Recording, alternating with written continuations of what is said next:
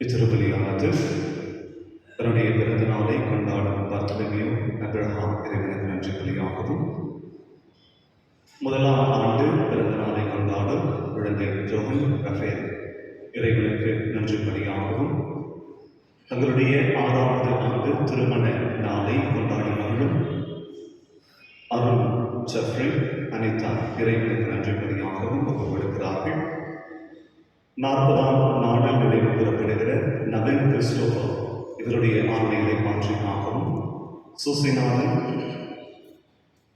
Christopher இவரின் ஆண்மையை மாற்றிக்காகவும், 1ஆம் ஆண்டில் நினைவு கூறப்படுகிற நிர்மலா ராணி எப்ரஹாம் இவருடைய ஆண்மையை மாற்றிக்காகவும், ஜார்ஜ் இவரின் ஆண்மையை மாற்றிக்காக லலிதா குடும்பத்தாகவும், ஜெயசீலி இவரின் ஆண்மையை மாற்றிக்காகவும், மரித்த ஜான்சன் இவரின் ஆண்மையை மாற்றிக்காகவும், மரித்த சுசைநாதன் சுந்தரராஜ் இவரின் ஆண்மையை மாற்றிக்காகவும், மரித்த ஜான் இக்னேஷியஸ் லீலாவதி இவர்களின் ஆண்மையை மாற்றிக்காகவும் இத்திருப்பலியானது ஒப்புக் கொடுக்கப்படுகிறது.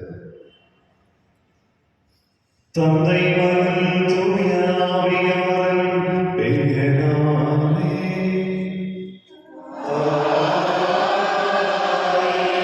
நம் ஆண்டவராகிய இயேசு கிறிஸ்துவின் அருளும் கடவுளின் அன்பும் தூய ஆவியாரின் நட்புறவும் உங்கள் அனைவரோடும் இருப்பதாக.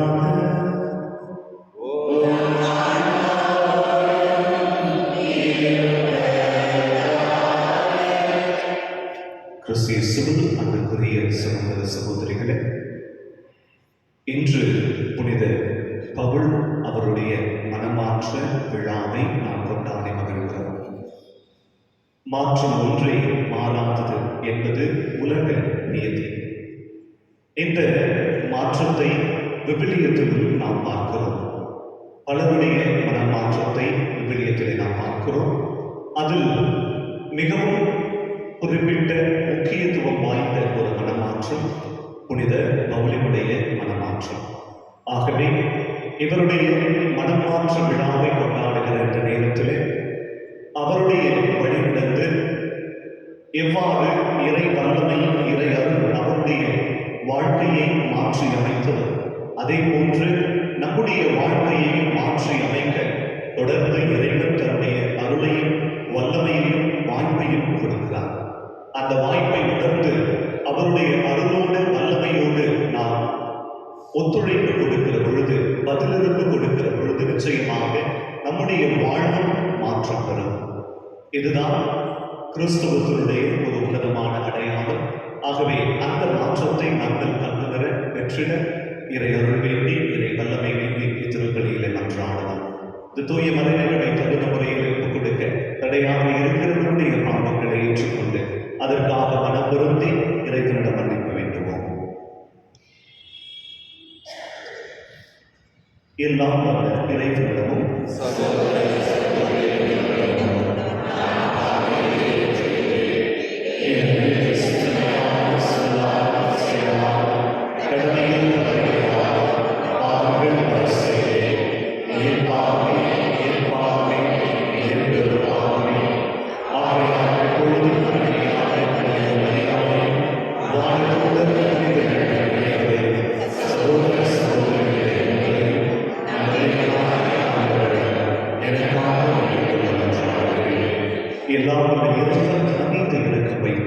நம்முடைய பாவங்களை மன்னித்து நம்மை நிலை வாழ்வுக்கு அழைத்து செல்வாராக.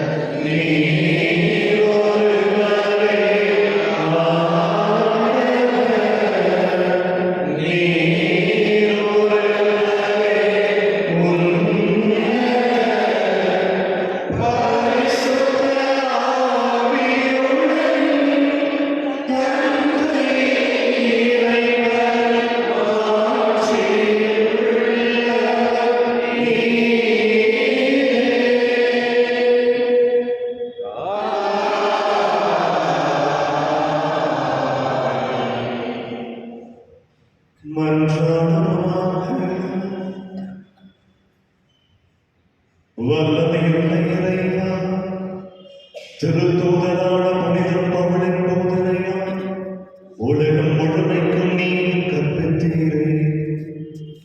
அதனால் அவருடைய மனமாற்றத்தை இன்று கொண்டாடும் நாங்கள் அவருடைய எடுத்துக்காட்டை பின்பற்றி உலகில் நமது உண்மைக்கு சாட்சிகளாய் திகழ அருள் புரிவீராக.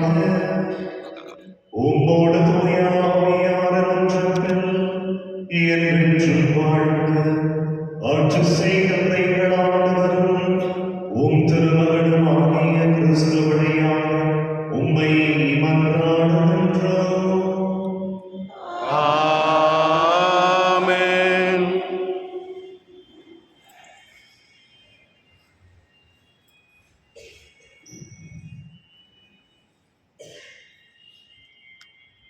முதல் வாசகம். திருத்தூதர் பணிகள் நூலிலிருந்து வாசகம். 22ஆம் அதிகாரம் 3 முதல் 16 வரையான இறைவசனங்கள். அந்நாள்களில் பவுல் மக்களை நோக்கி கூறியது: நான் ஒரு யூதன், சிசிலியாவில் உள்ள தர்சு நகரத்தில் பிறந்தவன். ஆனால் இந்த எருசலேம் நகரில் வளர்க்கப்பட்டவன். கமாலியேலின் காலடியில் அமர்ந்து நம் தந்தையரின் திருச்சட்டங்களில் நுட்பமாக பயிற்சி பெற்றவன். நீங்கள் அனைவரும் இன்று கடவுள் மீது ஆர்வம் கொண்டுள்ளது போன்று நானும் கொண்டிருந்தேன். கிறிஸ்தவ நெறியைச் சேர்ந்த ஆண்களையும் பெண்களையும் கட்டி சிறையில் அடைத்தேன். சாகும் வரை அவர்களை துன்புறுத்தினேன். தலைமை குருவும் மூப்பர் சங்கத்தாரும் இதற்கு சாட்சி. இவர்களிடமிருந்து தமஸ்கு நகரில் உள்ள சகோதரர்களுக்கு கடிதங்களை பெற்றுக்கொண்டு அங்குள்ள கிறிஸ்தவர்களை கட்டி எருசலேமுக்கு கொண்டு வந்து தண்டிப்பதற்காக அங்கு சென்றேன். நான் புறப்பட்டு தமஸ்கு நகரை நெருங்கிய போது நண்பகல் நேரத்தில் திடீரென வானிலிருந்து ஒரு பேரொளி என்னை சூழ்ந்து வீசியது. நான் தரையில் விழுந்தேன். அப்போது, சவுலே, சவுலே, நீ ஏன் என்னை துன்புறுத்துகிறாய் என்ற குரலை கேட்டேன். அப்போது நான், ஆண்டவரே, நீர் யார் என்று கேட்டேன். அவர், நீ துன்புறுத்தும் நசரேத்து இயேசு நானே என்றார். என்னோடு இருந்தவர்கள் ஒளியை கண்டார்கள். ஆனால் என்னோடு பேசியவரது குரலை கேட்கவில்லை. ஆண்டவரே, நான் என்ன செய்ய வேண்டும் என நான் கேட்க, ஆண்டவர் என்னை நோக்கி, நீ எழுந்து தமஸ்குவுக்கு செல். நீ செய்வதற்கென குறிக்கப்பட்டுள்ளவை அனைத்தும் அங்கே உனக்கு கூறப்படும் என்றார். அந்த ஒளியின் மிகுதியால் நான் பார்க்க முடியவில்லை. என்னோடு இருந்தவர்கள் எனது கையை பிடித்து தமஸ்குவினுள் அழைத்துச் சென்றார்கள். அங்கு அனனியா என்னும் ஒருவர் இருந்தார். அவர் திருச்சட்டத்தை கடைபிடித்து கடவுளுக்கு அஞ்சி வாழ்ந்தவர். அங்கு வாழ்ந்து வந்த யூதர் அனைவரிடமும் நற்சான்று பெற்றவர்.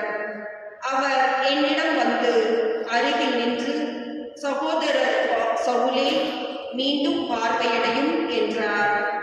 அந்நேரமே நான் பார்வை பெற்று அவரை பார்த்தேன். அப்போது அவர், நம் மூதாதையரின் கடவுள் தம் திருவுளத்தை அறியவும், தம் நேர்மையாளரை காணவும், தம் வாய்மொழியை கேட்கவும் உம்மை ஏற்படுத்தியுள்ளார். ஏனெனில் நீ கண்டவைகளுக்கும் கேட்டவைகளுக்கும் அனைவர் முன்பும் நீ சாட்சியாக இருக்க வேண்டும். இனி ஏன் காலம் தாழ்த்த வேண்டும்? எழுந்து அவரது திருப்பெயரை அறிக்கையிட்டு உமது பாவங்களிலிருந்து கழுவப் பெற்று திருமுழுக்கு பெறும் என்றார். இது ஆண்டவர் வழங்கும் அருள்வாக்கு. இறைவாக்கு நன்றி. பதிலுரை பாடல் பல்லவி. உலகெங்கும் சென்று படைப்பிற்கெல்லாம் நற்செய்தியை பறைசாற்றுங்கள். உலகெங்கும் சென்று படைப்பிற்கெல்லாம் நற்செய்தியை பறைசாற்றுங்கள். பிற இனத்தாரே, நீங்கள் அனைவரும் ஆண்டவரை போற்றுங்கள். மக்கள் இனத்தாரே, நீங்கள் அனைவரும் அவரை புகழுங்கள். பல்லவி. உலகெங்கும் சென்று படைப்பிற்கெல்லாம் நற்செய்தியை பறைசாற்றுங்கள். ஏனெனில் ஆண்டவர் நமக்கு காட்டும் மாறாத அன்பு மிக பெரியது. அவரது உண்மை என்றென்றும் நிலைத்துள்ளது. பல்லவி. உலகெங்கும் சென்று படைப்பிற்கெல்லாம் நற்செய்தியை பறைசாற்றுங்கள். அல்லேலூயா, அல்லேலூயா, அல்லேலூயா, அல்லேலூயா, அல்லேலூயா, அல்லேலூயா, அல்லேலூயா, அல்லேலூயா. நான் தான் உங்களை தெரிந்து கொண்டேன். நீங்கள்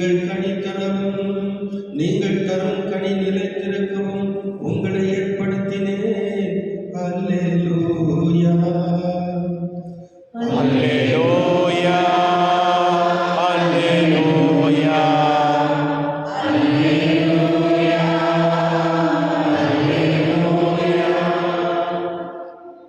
ஆண்டவர்களோடு இருப்பாராக.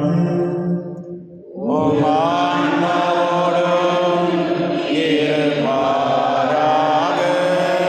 புனிதமாக எழுதிய தூய நற்செய்தியிலிருந்து வாசகம். ஆண்டவரே மாட்சி உமக்கே. அதிகாரம் 16 இறை சொற்றொடர்கள் 15 18 வரை. அக்காலத்தில் இயேசு 11 தோன்றி கூறியது: உலகெங்கும் சென்று படைப்பிற்கெல்லாம் நற்செய்தியை பறைசாற்றுங்கள். நம்பிக்கை கொண்டு திருமுழுக்கு பெறுவோர் மீட்பு பெறுவர், நம்பிக்கையற்றவரோ தண்டனை தீர்ப்பு பெறுவர். நம்பிக்கை கொண்டோர் பின்வரும் அரும் அடையாளங்களை செய்வர்: அவர்கள் என் பெயரால் பேய்களை ஒட்டுவர், புதிய மொழிகளை பேசுவர், பாம்புகளை தன் கையால் பிடிப்பர். கொல்லும் நஞ்சை குடித்தாலும் அது அவர்களுக்கு தீங்கு இழைக்காது. அவர்கள் உடல் நலமற்றோர் மீது கைகளை வைக்க அவர்கள் குணமடைவர். ஆண்டவரின் அருள்வாக்கு. கிறிஸ்துவே உமக்கு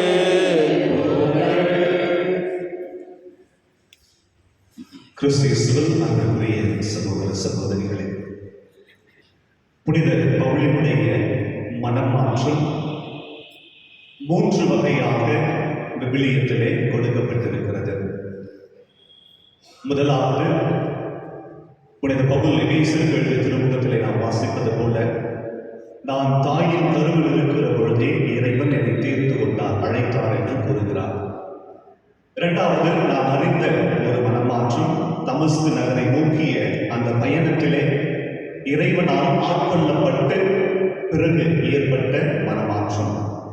மூன்றாவது, பர்னபா என்ற நண்பரின் வழியாக அவர் திருத்தூதர்களுக்கு அறிமுகப்படுத்தப்பட்டு பிறகு கிறிஸ்துவத்தை ஏற்றுக்கொண்ட ஒரு மாற்றம். இந்த 3 மாற்றங்கள் விவிலியத்திலே கொடுக்கப்பட்டிருக்கிறது. புனித பவுலினுடைய மனமாற்றத்தை பற்றி சிந்திக்கிற பொழுது அவருடைய மனமாற்றத்தை 3 நிலைகளிலே நாம் பார்க்கலாம். முதலாவது, பெயரில் ஏற்படுகிற மாற்றம்.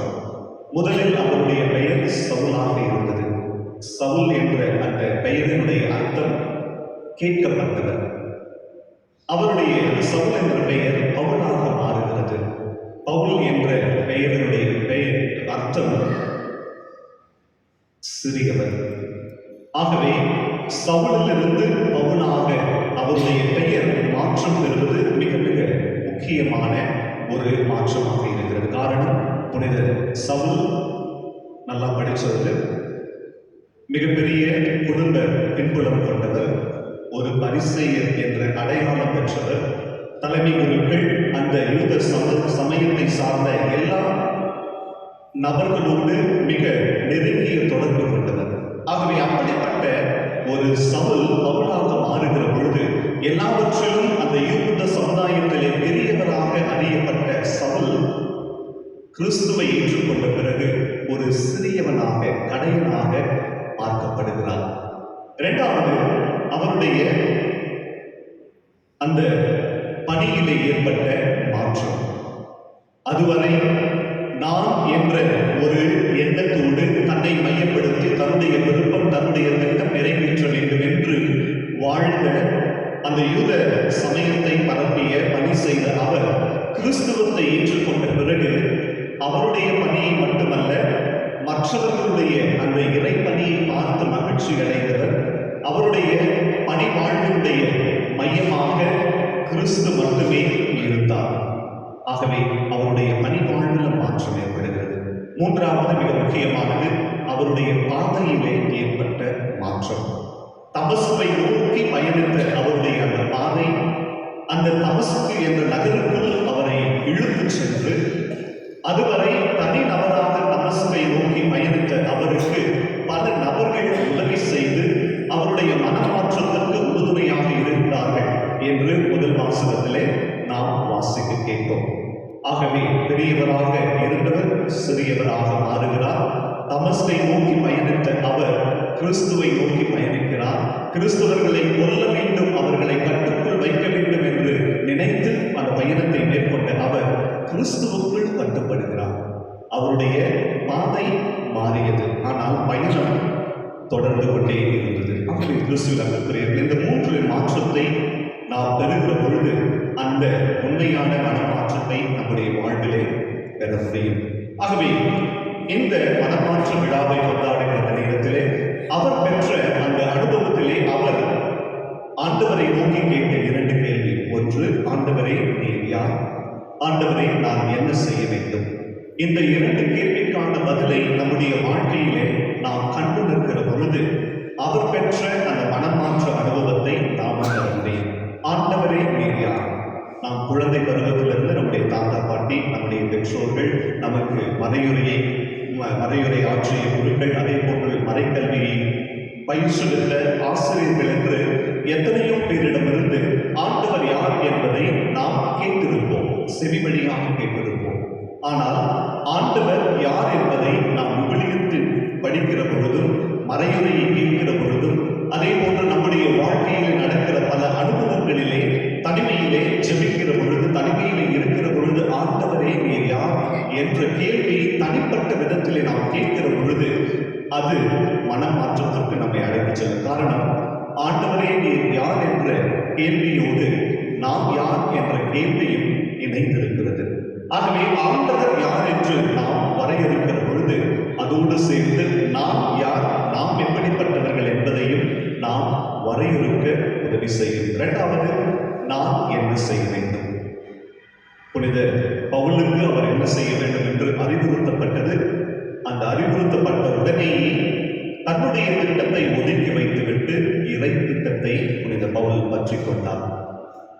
ஆண்டவரை மட்டுமே நான் ஏற்றுக்கொள்வேன், கிறிஸ்துவுக்காக மற்ற அனைத்தையும் நான் குப்பை என கருதினேன் என்று கூறுகிற அளவிற்கு அவருடைய வாழ்வு மாறுகிறது. ஆகவே கிறிஸ்துவில் அன்பிற்குரிய சகோதர சகோதரிகளே, புனித பவுலினுடைய மனமாற்றம் என்பது ஒரு ஃபவுண்டேஷனல் எக்ஸ்பீரியன்ஸ், ஒரு அடித்தள அனுபவம். அந்த அடித்தள அனுபவம் அவருடைய வாழ்க்கையை முற்றிலுமாக புரட்டி போட்டது. மோசே முட்புதரில் பெற்ற அனுபவம், அன்னை மரியா கபிரியேல் வானதூதரை சந்தித்த அந்த அனுபவம், நம்முடைய ஆண்டவர் இயேசு கிறிஸ்து யோர்தான் நதிக்கரையிலே பெற்ற அனுபவம், புனித அன்னை தெரேசா அந்த செய்தியிலே பெற்ற அனுபவம், அண்ணல் அம்பேத்கர் வகுப்பறையிலே பெற்ற அனுபவம்.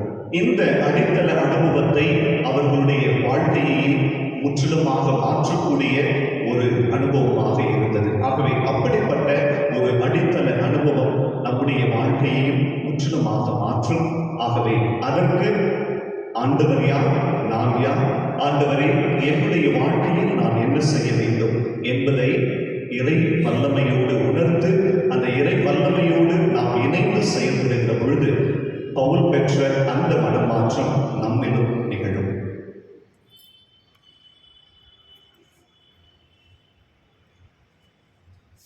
கோதுமை மணிகள் மண்ணில் மடிந்து பலர்கள் தந்திடுமே, மடியும் மணிகள் என்னில் பிறந்து என்றும் வாழ்ந்திடுமே. கோதுமை மணிகள் மண்ணில் மடிந்து பலன்கள் தந்திடுமே, மடியும் மணிகள் விண்ணில் பிறந்து என்றும் வாழ்ந்திடுமே.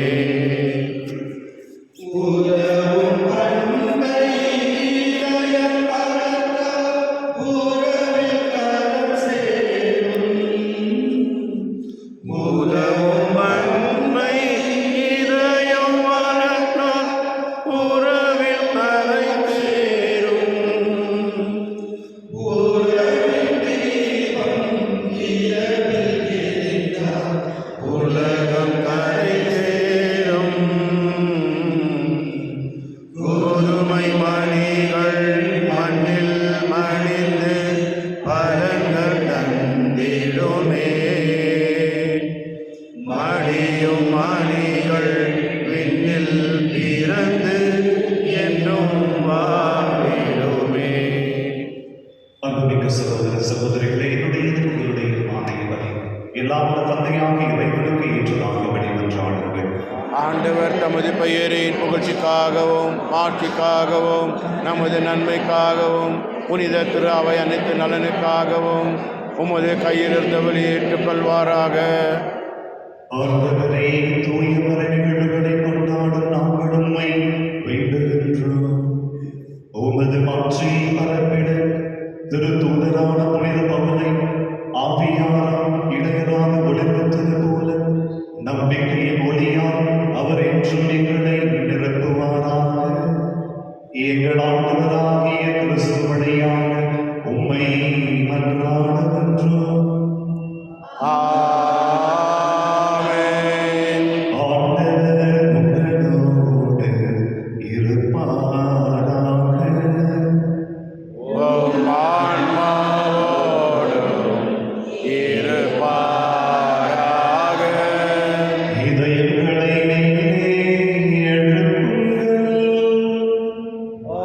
ஆண்டவரிடம் எழுப்பியுள்ளோம். நம் இறைவனாகிய ஆண்டவருக்கு நன்றி கூறுவோம். அது தகுதியும் நீதியும் ஆனது. ஆண்டவரே, தூயவரான தந்தையே, என்றும் உள்ள எல்லாம் வல்ல இறைவா, எங்கள் ஆண்டவராகிய கிறிஸ்து வழியாக ஏதாவது விடத்திலும் நாங்கள் உமக்கு நன்றி செலுத்துவது மெய்யாகவே தகுதியும் நீதியுமாகும். எங்கள் கடமையும் மீட்புக்கு உரிய செயலுமாகும். ஏனென்றால் உமது திரு அவை உம்முடைய புனிதத்தின் அடையாளமாக என்றும் இம்மண்டலத்தில் விளங்கவும் மக்கள் அனைவருக்கும் விண்ணக படிப்பினைகளை வழங்கவும் அது திருத்தூதர்களை அடித்தளமாக கொண்டு நிலைத்திருக்கவும் செய்திருந்தேன். ஆகவே நாங்கள் இன்றும் என்றென்றும் வானதூதர்களின் அணிகள் அனைத்தோடும் சேர்ந்து இதய பற்றுதலோடு உமது புகழை பாடி குரல் எழுப்பி சொல்வதாவது: தூயவர் தூயவர் தூயவர் வான் படைகளின் கடவுளாம் ஆண்டவர். விண்ணகமும் மண்ணகமும் உமது மாட்சியால் நிறைந்துள்ளன. உன்னதங்களிலே ஓசானா. ஆண்டவர் பெயரால் வருகின்றவர் ஆசீர் பெற்றவர். உன்னதங்களிலே ஓசானா.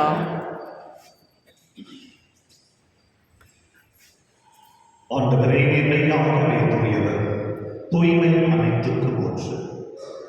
ஆகவே உம்முடைய ஆவியை பொழிந்து இக்காணிக்கைகளை தூய்மைப்படுத்த உம்மை வேண்டுகின்றோம். இவ்வாறு எங்கள் ஆண்டவர் இயேசு கிறிஸ்துவின் உடலும் இரத்தமுமாக எங்களுக்கு இவை மாறுவனவாக. அவர் பாடுபட உலம் கனிந்து தம்மை கையெழுத்த போது அப்பத்தை எடுத்து நன்கு செலுத்தி அதை விட்டு தம் சீடர்களுக்கு அளித்து கூறியதாவது: அனைவரும் இதிலிருந்து பெற்று உண்ணுங்கள், ஏனெனில் இது உங்களுக்காக கையளிக்கப்படும் என் உடல்.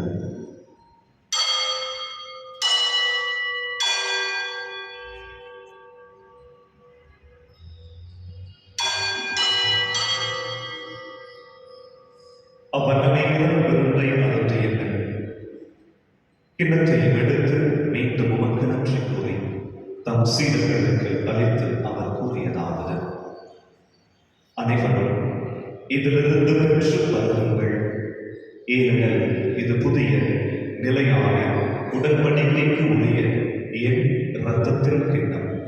இது பாவ மன்னிப்புக்கென்று உங்களுக்காகவும் பலருக்காகவும் சிந்தப்படும்.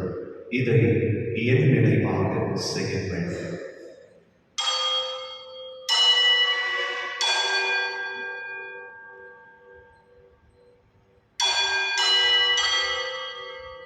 நம்பிக்கையின்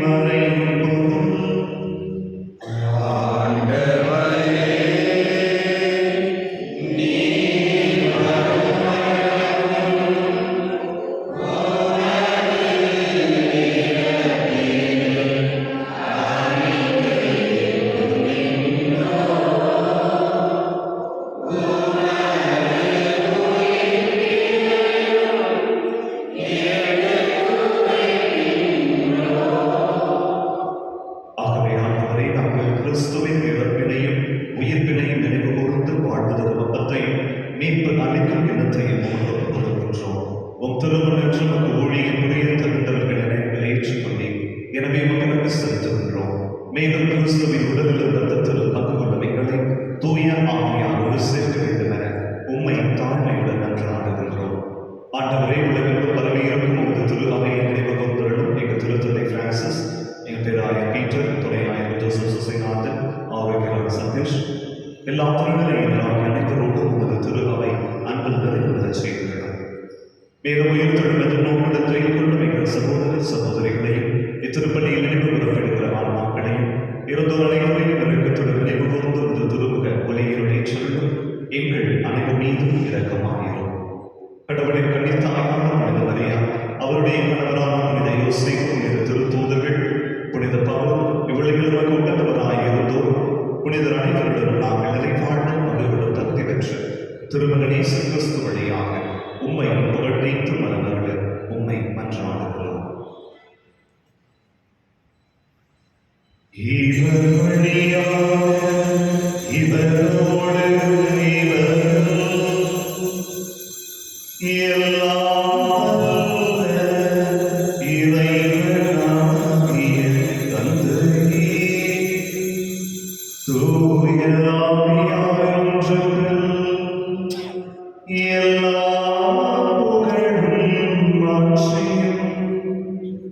என்றென்றும் உமக்கு உரியதே.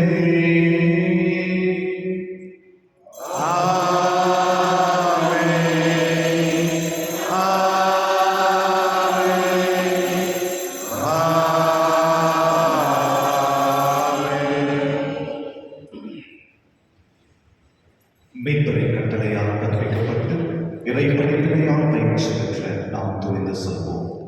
விண்ணுலகுக்கு எங்கள் தந்தையே, உமது பெயர் தூயதென போற்ற பெறுக, உமது ஆட்சி வருக, உமது திருவிழம் நிறைவேறும் போல மண்ணுலகிலும் நிறைவேறுக.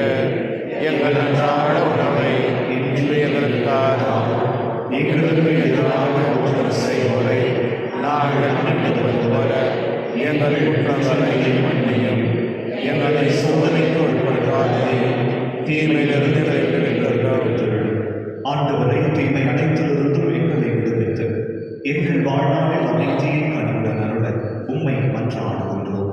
உமது இரக்கத்தின் உதவியால் நாங்கள் ஆபத்திலிருந்து எப்போதும் விடுதலை பெற்று யாதொரு கலக்கமும் இன்றி நலமாய் இருப்போமாக. நாங்கள் எதிர்நோக்கி இருக்கும் பேரின்பத்துக்காகவும் எமிப்பராகிய இயேசு கிறிஸ்துவின் வருகைக்காகவும் காத்திருக்கின்றோம். ஏனெனில் ஆட்சியும் வல்லமையும் மாட்சியும் என்றென்றும் உமது. ஆண்டவரே இயேசு கிறிஸ்துவே, அமைதியை உங்களுக்கு விட்டு செல்கின்றேன், என் அமைதியையே உங்களுக்கு அளிக்கின்றேன் என்று உம் திருத்தூதர்களுக்கு மொழிந்தேன்.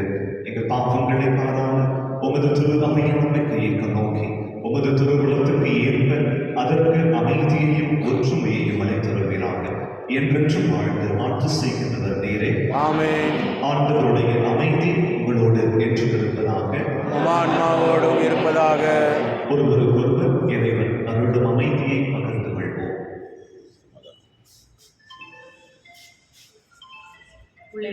பாவம் போக்கும் சமரியே, எம்மேல் இரக்கம் வையும்.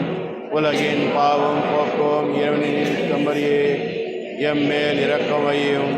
உலகின் பாவம் போக்கும் இறைவனின் சமரியே, எமக்கு அமைதி அருளும். இதோ இறைவனின் செம்மறி, இதோ உலகின் பாவங்களை போக்குவதர். செம்மறியின் விருந்திற்கு அழைக்க பெற்ற நாம் அனைவரும் பேறு பெற்றோம். இந்நாண்டவரே, நீர் திருந்தருள நான் தகுதியற்றவன். ஆனால் ஒரு வார்த்தை மட்டும் சொல்லி அருளும், எனது ஆன்மா நலமடையும்.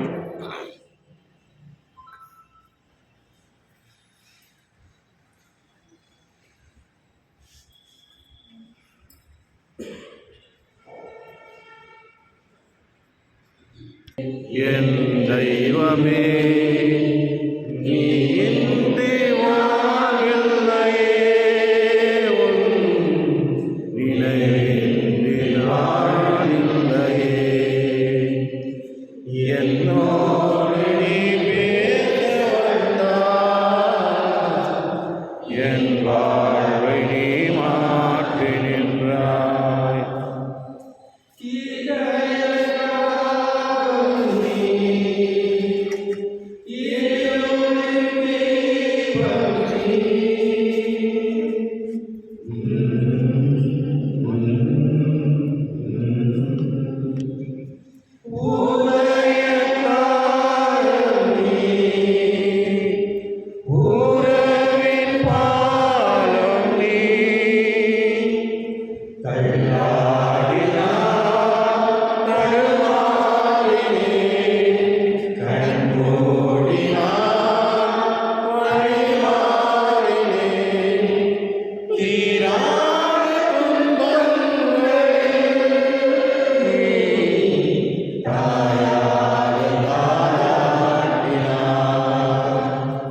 என்னோடு நீ பேச வந்தாய், என் வாழ்வை நீ மாற்றுகின்றாய். உயிர் தெய்வம் நீ, உலகின் தேவன் நீ.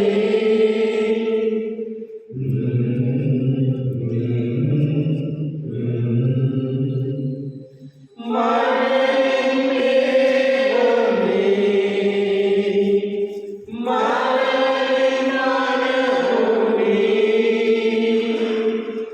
என் பாதையில் முன் போகவா, கண் போலவே எனக்காகவா, ஆராதனையாகவே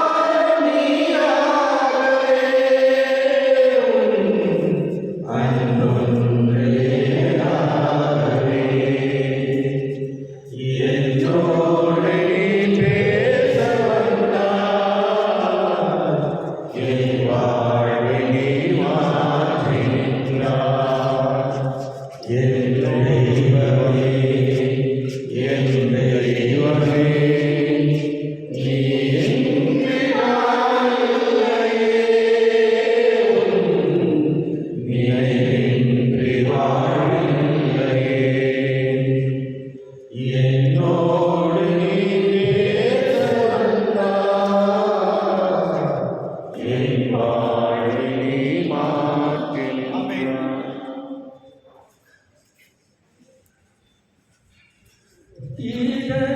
இதயதாகம் நீ,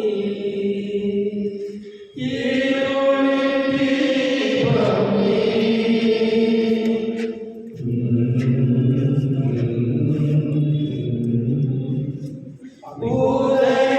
உதயகாலம் நீ, உறவின் பாலம் நீ. தள்ளாடினாய், தடுமாறினேன், கண்மூடினாய், வழிமாறி.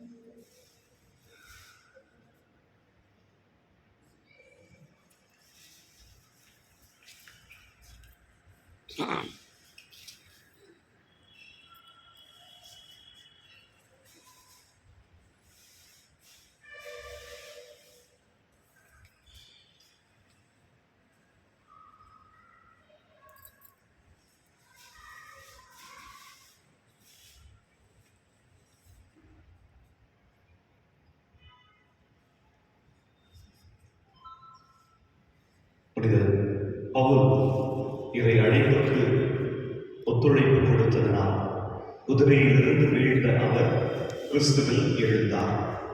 நாமும் கிறிஸ்துவுக்காக பலவற்றிலிருந்து வீழ்கிற பொழுது கிறிஸ்துவில் எழுவோம்.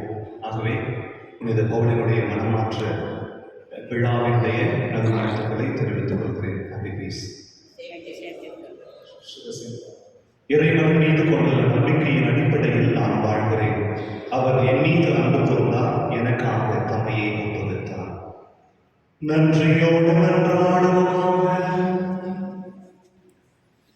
ஆண்டவரே எங்கள் இறைவன், திருத்தூதரான புனித பவுலை திரு அவைகள் அனைத்தின் மீது